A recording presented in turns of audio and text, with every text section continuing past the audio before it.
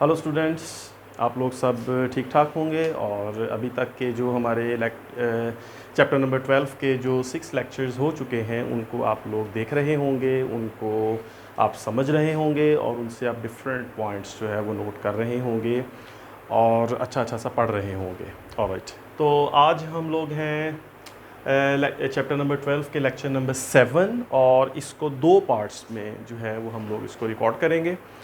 Part 1 जो है वो मैंने साथ लिखा है। इसमें हमारा टॉपिक है आज एप्लीकेशंस ऑफ गाउसेस लॉ। इसमें कुछ गाउसेस लॉ की एप्लीकेशंस के बारे में जनरल डिस्कशन करेंगे और उसके बाद हम एक एप्लीकेशन जो है वो कोशिश करेंगे कंप्लीट हो जाए और इतनी वीडियो जो है वो हम रिकॉर्ड करेंगे। एप्लीकेशन नेक्स्ट एप्लीकेशन जो है नंबर 2 and 3 जो हमारे सिलेबस के मुताबिक हैं उनको हम नेक्स्ट पार्ट 2 वीडियो में जो है वो रिकॉर्ड करेंगे।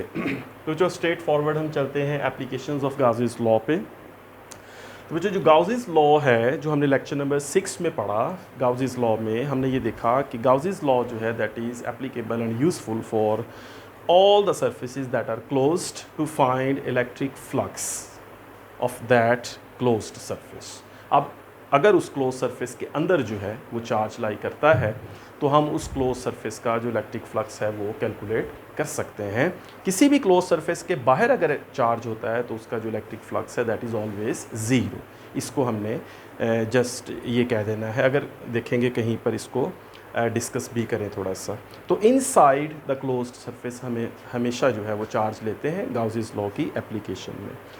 तो जो एप्लीकेशन ऑफ गाउसेस लॉ का मतलब है कि गाउसेस लॉ को यूज़ करते हुए हम डिफरेंट क्लोज्ड सरफेसेस का इलेक्ट्रिक फ्लक्स फाइंड कर सकें और फिर उस इलेक्ट्रिक फ्लक्स की मदद से हम लोग इलेक्ट्रिक फील्ड इंटेंसिटी जो है वो डिफरेंट चार्ज डिस्ट्रीब्यूशंस की वजह से फाइंड कर सकें। तो मैं अपनी बात को एक्सप्लेन करने के लिए यहाँ से शुरू करता हूँ। थोड़ा सा बैकग्राउंड जो है पीछे चलते हैं और वहाँ से हम अपनी बात को स्टार्ट करते हैं। तो बच्चों, आप लोग जानते हैं कि हमने जो है वो एक टॉपिक जो है वो पढ़ा था सेकेंड लेक्चर में, that was electric field intensity. ये आपको याद होगा। इलेक्ट्रिक फील्ड इंटेंसिटी जो है वो किसी पॉइंट चार्ज Q की कैलकुलेट हो सकती है और उसके लिए हमने एक डेरिवेशन जो है वो की थी। फर्स्ट करें बच्चों, ये हमारे पास एक प्लस Q, ये एक पॉइंट चार्ज है। अगर इस पॉइंट चार्ज से कुछ डिस्टेंस पर हम लोग इस पॉइंट चार्ज की इलेक्ट्रिक फील्ड इंटेंसिटी फाइंड करना चाहें, लेट्स से इस डिस्टेंस पर, तो उसके लिए हम यहाँ पर एक टेस्ट चार्ज रखते हैं जो कि Q0 होता है। तो हम इस पॉइंट चार्ज की जो इलेक्ट्रिक फील्ड इंटेंसिटी है E, वो हम फाइंड कर सकते हैं F/Q0 के फॉर्मूला से। या फिर हमने इसके लिए एक और डेरिवेशन की थी। वो डेरिवेशन ये थी कि जो इलेक्ट्रिक फील्ड इंटेंसिटी है दैट इज़ Q/R²। और अगर मैं इसको वेक्टर फॉर्म में लिखता हूँ, इन वेक्टर फॉर्म, यही इलेक्ट्रिक फील्ड इंटेंसिटी जो है ये बन जाएगी Q/R² into R unit vector. तो बच्चों, ये जो फॉर्मूला है इसकी मदद से किसी भी पॉइंट चार्ज Q की electric field intensity R distance पर फाइंड की जा सकती है और डिपेंड करता है कि इन दोनों के दरमियान मीडियम क्या है। वो जो मीडियम है वो इस केस में जो मैंने K लिखा है दैट इज़ 1/4 पाई एप्साइलन। अब एप्साइलन की जगह एप्साइलन नॉट आ जाएगा अगर दोनों के दरमियान मीडियम फ्री स्पेस है। लेक्चर नंबर 1 कूलम्ब्स लॉ में ये डिस्कशन हुई थी। अब जो एक ये सिचुएशन है, मैं ये एज्यूम कर लेता हूँ कि ये हमारे पास है सिचुएशन नंबर 1। यानी क्या सिचुएशन है कि एक पॉइंट चार्ज है और उस पॉइंट चार्ज से कुछ डिस्टेंस R पर इलेक्ट्रिक फील्ड इंटेंसिटी को फाइंड करना है।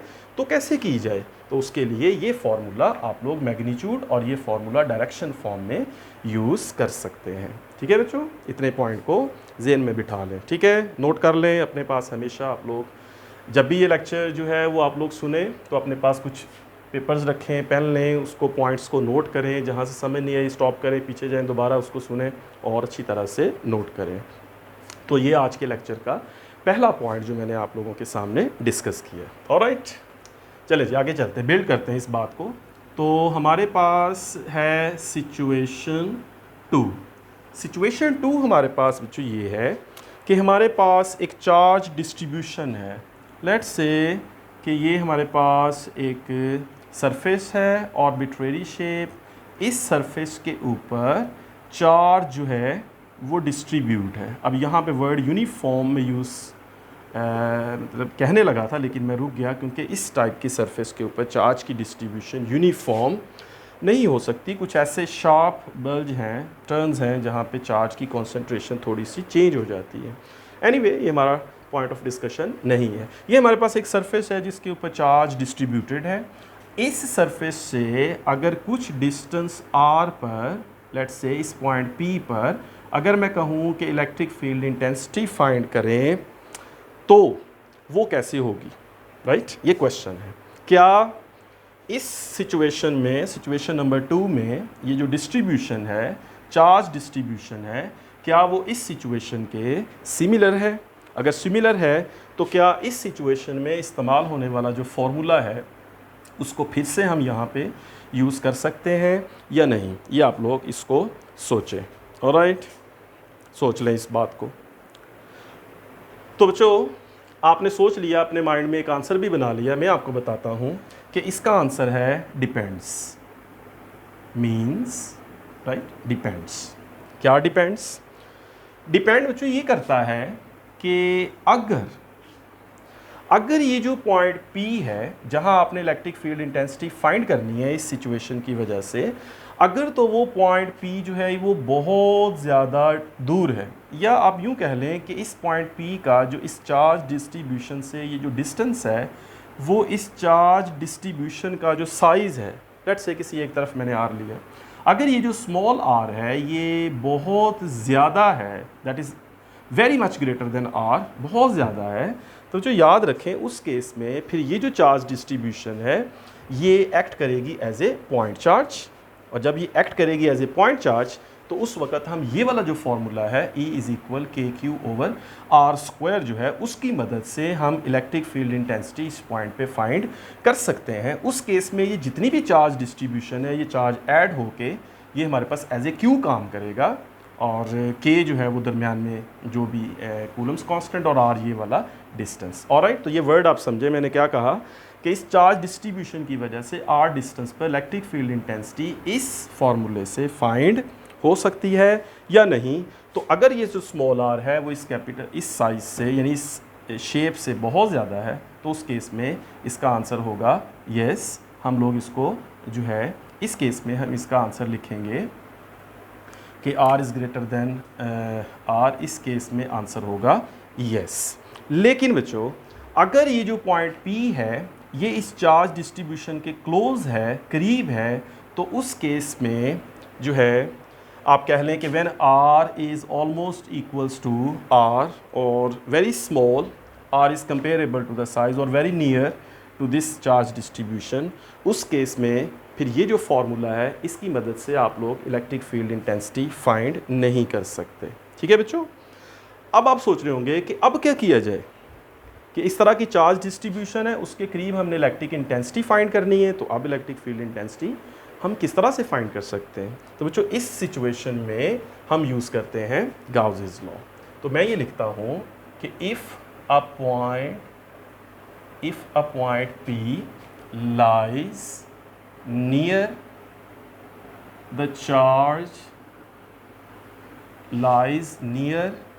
the charge distribution, then E is equal KQ/R² is not applicable, but we use Gauss's law। फिर हम क्या करते हैं, उस सिचुएशन में हम गाउसेस लॉ की मदद लेते हैं। ठीक है? When this point P lies near this charge distribution we use Gauss's law. ठीक है? इस पॉइंट को नोट कर लें आप लोग। अच्छा बच्चों, गाउसेस लॉ यूज़ करते हैं। अब फाइंड हमने करनी है इलेक्ट्रिक फील्ड इंटेंसिटी E। आप लोग, शायद आप में से बहुत सारे लोग स्टूडेंट्स एंड टीचर्स जो भी देख रहे हैं, तो आप लोग सोच रहे होंगे कि सिचुएशन हमने ये बनाई है कि चार्ज डिस्ट्रीब्यूशन की वजह से इलेक्ट्रिक फील्ड इंटेंसिटी फाइंड करनी है, और लिख मैं ये रहा हूँ कि अगर ये फार्मूला एप्लीकेबल नहीं है तो फिर हम क्या यूज़ करते हैं, गाउसीज लॉ। अब गाउसीज लॉ में तो इलेक्ट्रिक फील्ड इंटेंसिटी की जो बात है वो हमने नहीं की थी। गाउसीज लॉ में तो हमने ये बात की थी कि हम लोग गाउसीज लॉ की मदद से इलेक्ट्रिक फ्लक्स जो है वो फाइंड कर सकते हैं। Gauss's law help us to find electric flux through a closed surface. ठीक है, आपको याद होगा इसकी जो स्टेटमेंट थी लॉ की जो हमने बनाई थी वो ये थी कि गाउसीज law flux through any closed surface is 1 over epsilon naught times the total charge enclosed in that surface। तो वो तो फ्लक्स की बात करता है। तो yes it is true, Gauss's law को यूज़ करेंगे, फ्लक्स ही फाइंड करेंगे और फिर उस फ्लक्स में से हम लोग इलेक्ट्रिक फील्ड इंटेंसिटी को निकालेंगे, वहाँ से उसको फाइंड करेंगे। तो जो किस तरह से, अब देखिए गाउसीज लॉ में जो है ना वो बात होती है क्लोज्ड सरफेस की। तो इसमें क्लोज्ड सरफेस में भी हमारे पास दो केसेस हैं गाउसीज लॉ में। गाउसीज लॉ जो है क्लोज्ड सरफेस की बात करता है, तमाम क्लोज्ड सरफेसेस के लिए जो गाउसीज लॉ है वो एप्लीकेबल है। लेकिन इन तमाम क्लोज्ड सरफेसेस में से ऐसी तमाम क्लोज्ड सरफेसेस जो सिमेट्रिक हैं, होमोजीनियस हैं, एक रेगुलर शेप्स हैं, उनके लिए जो गाउसीज लॉ है that is very much useful and to find flux through that symmetric shapes is easy. ये आप लोग याद रखें, ठीक है। किस किस्म की सरफेसेस के लिए, for what surfaces, for what type of surfaces the Gauss's law is more useful, right? is more useful का वर्ड मैं यूज़ कर रहा हूँ। तो उसमें आंसर ये है नंबर 1 कि पहले नंबर पे जो है ना वो ये है कि वो जो सरफेसेस हैं वो सिमेट्रिक होनी चाहिए, राइट? सिमेट्रिक होनी चाहिए या होमोजीनियस होनी चाहिए या सिमेट्रिक कह लें, या उन सरफेसेस को एक रेगुलर शेप होना चाहिए। इस तरह से इर्रेगुलर जो है वो शेप नहीं होना चाहिए। जैसे इसकी अगर आप एग्ज़ाम्पल कहें तो इस चीज़ की जो एग्ज़ाम्पल है वो एक सफ़ियर जो है वो बड़ी अच्छी एग्ज़ाम्पल है इसकी। सफ़ियर में हमारे पास एक बड़ी सिमेट्रिक और रेगुलर शेप है। इस केस में अगर कोई पॉइंट चार्ज है या नंबर ऑफ़ चार्जेस हैं इसके अंदर, तो उन चार्जेस की मदद से जो इलेक्ट्रिक फ्लक्स है वो बड़ी आसानी के साथ फाइंड किया जा सकता है। तो Gauss's law loves this type of closed surfaces, ठीक है, सिमेट्रिक और रेगुलर। दूसरी बात ये है कि उस क्लोज्ड सरफेस के हर पॉइंट के ऊपर जो है वो इलेक्ट्रिक फील्ड इंटेंसिटी जो है वो सेम होगी। अब चूँकि सरफेस क्लोज है, सेंटर से जहाँ चार्ज पड़ा है वहाँ से डिस्टेंस जो है वो सेम है, तो इलेक्ट्रिक फील्ड इंटेंसिटी जो है E इज़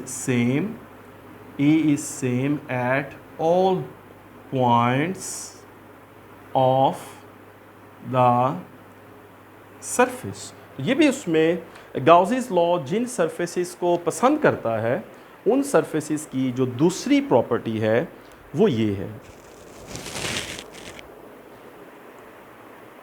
ठीक है बच्चों। तीसरी प्रॉपर्टी जिसको गाउसीज लॉ जिन सरफेसेस को पसंद करता है वो ये है कि जो E है या इलेक्ट्रिक फील्ड इंटेंसिटी जो है,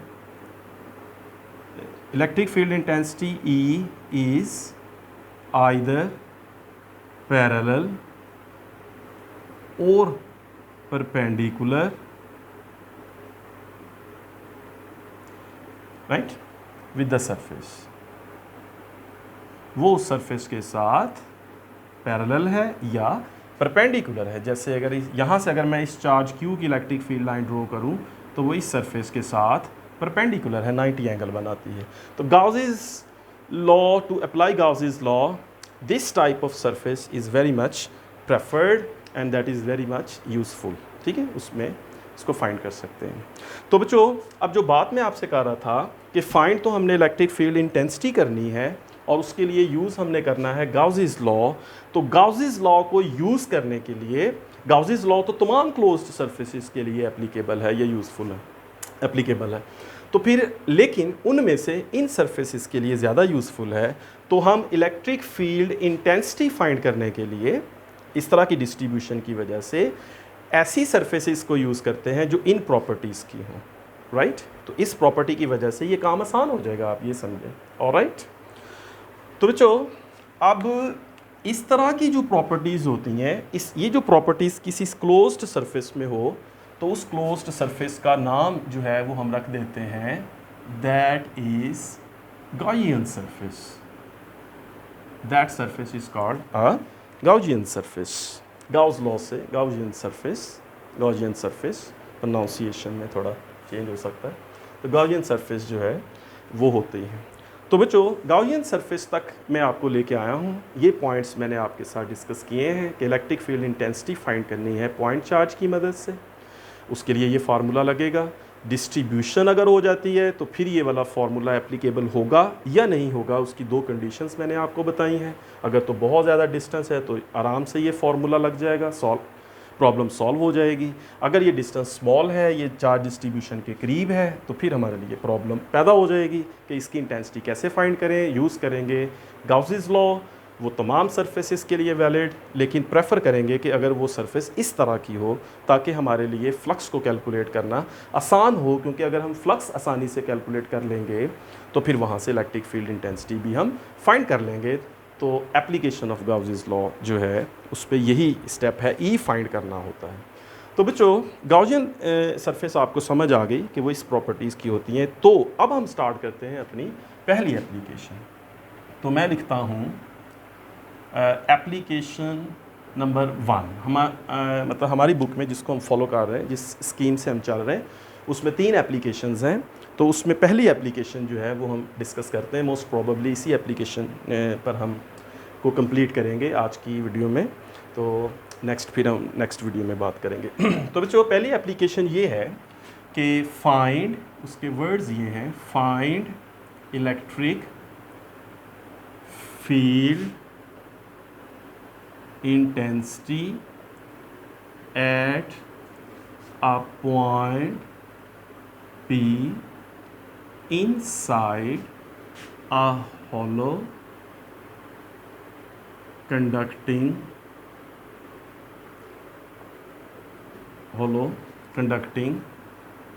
charged sphere। ये जो है गिवन है हमारी प्रॉब्लम में या हमारी बुक में, ये चीज़ लिखी हुई है कि इलेक्ट्रिक फील्ड इंटेंसिटी फाइंड करें, इनसाइड फाइंड करें, ये भी वर्ड है, ठीक है, आउटसाइड नहीं, इनसाइड फाइंड करें, हॉलो है, कंडक्टिंग है और चार्ज्ड स्फीयर है।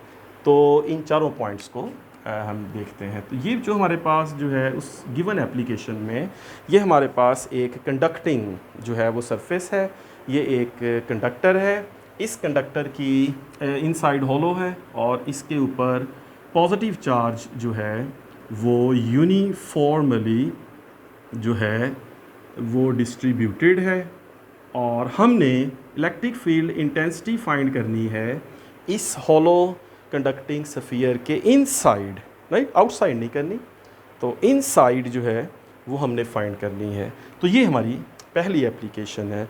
तो जैसा कि मैंने आपसे कहा कि हमने इलेक्ट्रिक फील्ड इंटेंसिटी फाइंड करनी है, लेकिन इस इलेक्ट्रिक फील्ड इंटेंसिटी को हम फाइंड करेंगे गाउसीज लॉ की मदद से। तो गाउसीज लॉ में हम इस तरह से चलेंगे कि सबसे पहले हम एक गाउसियन सरफेस जो है वो एज्यूम करेंगे। उस गाउसियन सरफेस के अंदर ये वाली प्रॉपर्टीज़ हों तो डेफिनेटली, जैसे मैं कह रहा हूँ गाउसियन सरफेस, तो ये वाली प्रॉपर्टीज़ होनी चाहिए अप टू मैक्सिमम। जितनी कोशिश करेंगे सारी प्रॉपर्टीज़ उसमें हों, उससे फ्लक्स में कैलकुलेशन में आसानी होगी। तो I assume a spherical shape inside this hollow conducting sphere. तो ये जो मैंने रेड कलर से बनाया, that is a sphere and that is actually a small sphere inside that big sphere. और इस स्फीयर का जो रेडियस है दैट इज़ आर प्राइम, और जो दूसरा स्फीयर है उसका रेडियस जो है वो आर है। तो इस केस में जो आर प्राइम है that is less than R, छोटा स्फीयर है, और वो जो कंडक्टिंग है वो बड़ा स्फीयर है। अब देखें बच्चों, हमने इसका जो है वो फ्लक्स फाइंड करना है। तो मैं लिखता हूँ यूजिंग गाउसीज लॉ,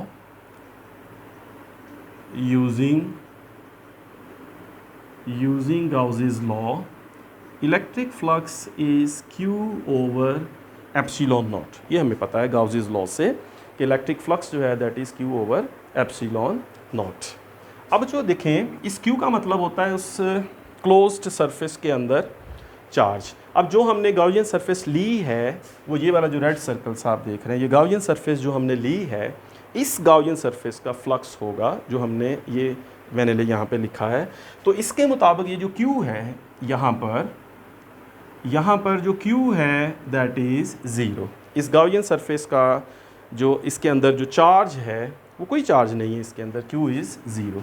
तो from this we get phi E equals 0 over epsilon naught. 0 over epsilon naught means 0.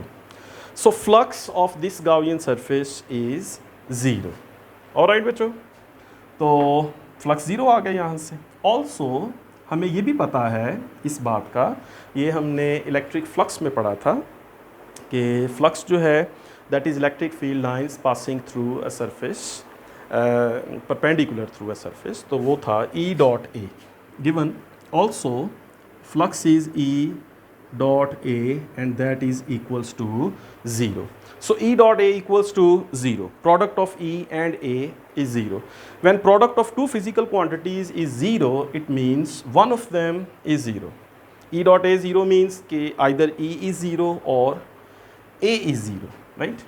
Either यहाँ पर either E is 0 और A is 0। अब जब हम इसको स्टडी करते हैं वहाँ से फिगर से, तो फिगर से स्टडी करने पे हम ये देखते हैं कि A तो 0 नहीं है, because A is the area, surface has some area and A vector is area vector, तो ये 0 नहीं है।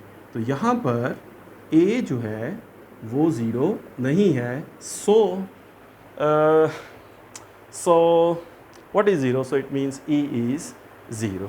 So I write E vector is 0 or E is 0. So electric field intensity inside a hollow conducting charged sphere is 0. Alright? ठीक है बच्चों, इतनी बात की आप लोग को समझ आ गई कि इलेक्ट्रिक फील्ड इंटेंसिटी 0 होगी। ठीक है, अब अगर ये पॉइंट जो है वो इस सरफेस के बाहर होता, तो ये वैसे यहाँ पे हमारे टॉपिक में इंक्लूड तो नहीं है, लेकिन मैं आपको एक हिंट देता हूँ, आप लोग इसको सोचें और इसको सॉल्व करने की कोशिश करें। अगर इस पॉइंट P पर इलेक्ट्रिक फील्ड इंटेंसिटी फाइंड करना होती, तो I assume a cylindrical surface, right? तो that cylindrical surface must contain this point P, और फिर इस सिलिंड्रिकल सरफेस का हम फ्लक्स फाइंड करते और उसके बाद फिर हम इसकी इलेक्ट्रिक फील्ड इंटेंसिटी जो है वो फाइंड करते, तो वो 0 नहीं आनी थी। ठीक है, मतलब ये कि मैं इसको सॉल्व नहीं कर रहा, हिंट दे रहा हूँ, और साथ ही सिर्फ ये बता रहा हूँ कि electric field intensity outside the conducting sphere, charge conducting sphere is not 0, right? लेकिन फ़िलहाल के लिए सिर्फ इनसाइड था और वो 0 है। तो चलें बच्चों, इतनी जो है इसका स्क्रीनशॉट लें, आप इसको सेव करें और फिर मैं आपसे आखिरी बात इसके बारे में करता हूँ। ऑलराइट, स्क्रीनशॉट ले लें इसको। ठीक है जी, कोई पॉइंट मिस ना हो जाए, स्क्रीनशॉट।